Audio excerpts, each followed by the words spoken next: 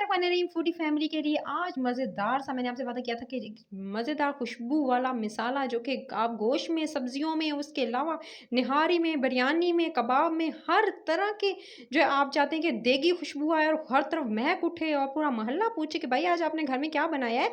तो उसके लिए सारे इंग्रेडिएंट हैं जो वन बाय वन आपको बताऊंगी मैं। तो सबसे पहले आपने ले लेनी है, ये है जी जावित्री। जावित्री है ये गाइस। पहले बता दूं कि सारे की सारी जो चीज़ें हैं मैंने पहले से रोस्ट कर ली थी वक्त बचाने के लिए।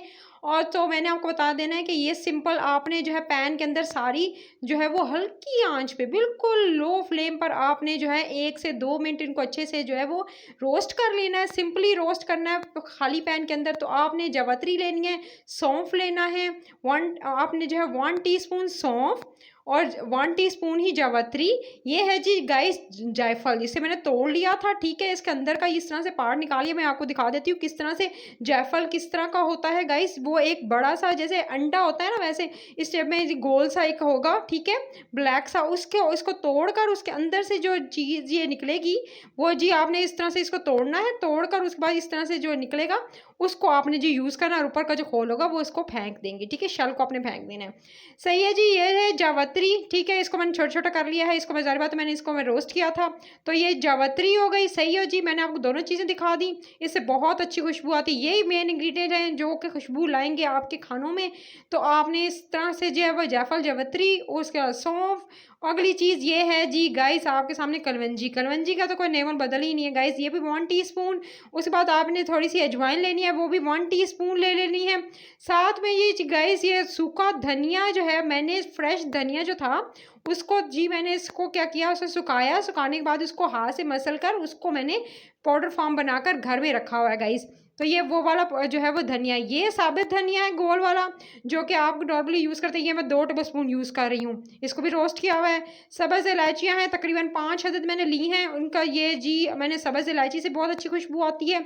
उसके बाद कुछ इसके दाने भी निकाल लिए थे दिखाने के लिए, दाने यूज़ करेंगे, चाहे तो छिलके जिनको पसंद ना हो वो निकाल लीजिएगा और उनके जो दाने हैं वो यूज़ कर लीजिएगा। तो आपने जो है इसके अंदर जो है वह सब्ज़ इलायची का इस्तेमाल करना है, क्योंकि कल मैं कबाब के अंदर मिसाला डाला था तो मैंने आपको बताया था कि मैं जो हूँ इसकी रेसिपी आपके साथ शेयर करूँगी कि स्पेशल कबाब मिसाला ये है। उसके साथ साथ और चीज़ें जो जाएंगी उसमें जी ये है जी थोड़ा सा मैंने लिया है गार्लिक का पाउडर, ठीक है। गार्लिक पाउडर आपके पास नहीं है तो फ्रेश मत यूज़ कीजिएगा, गार्लिक पाउडर आपने यूज़ करना है 1 टीस्पून।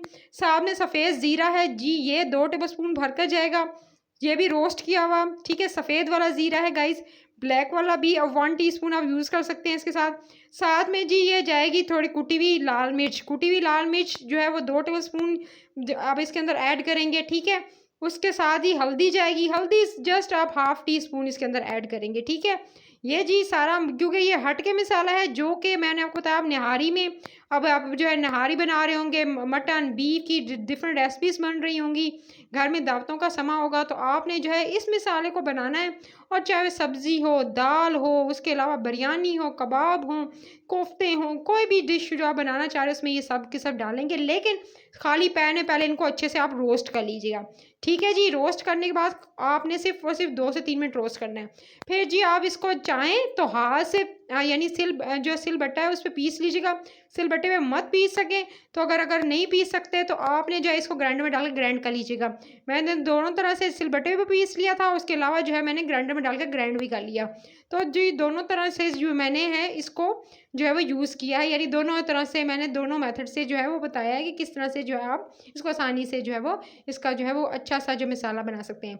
अब इस सारे मसाले को गाइस मैं जो है वो अच्छे से जो है वो चढ़ा दूँगी इसके ऊपर ढक्कन, और उसके बाद इसको अच्छे से ग्राइंड कर लूँगी।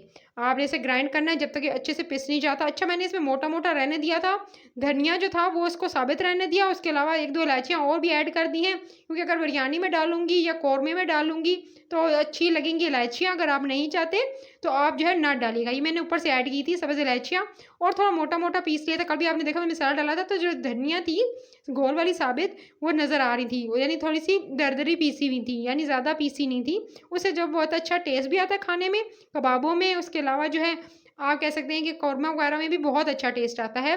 तो आपने इस तरह से जी 1 टेबलस्पून लेना है और हर चीज़ के अंदर जो है मसाला जब भी ये यूज़ करेंगे नॉर्मली आप जो कौरमा, निहारी और जो कबाबों में मसाला यूज़ कर रहे थे, उससे थोड़ा हटकर कम करेंगे क्योंकि इसमें आपने हर चीज़ डाली हुई है। वीडियो पसंद आई है तो रेसिपी करी चैनल को अभी सब्सक्राइब करना है, वीडियो को लाइक करना है, शेयर करना है। कबाबों की और उसके कोफ्तों की हर तरह की रेसिपी अपलोड हो चुकी है, तो डेली वीडियो के लिए सब्सक्राइब कर लें। Take care.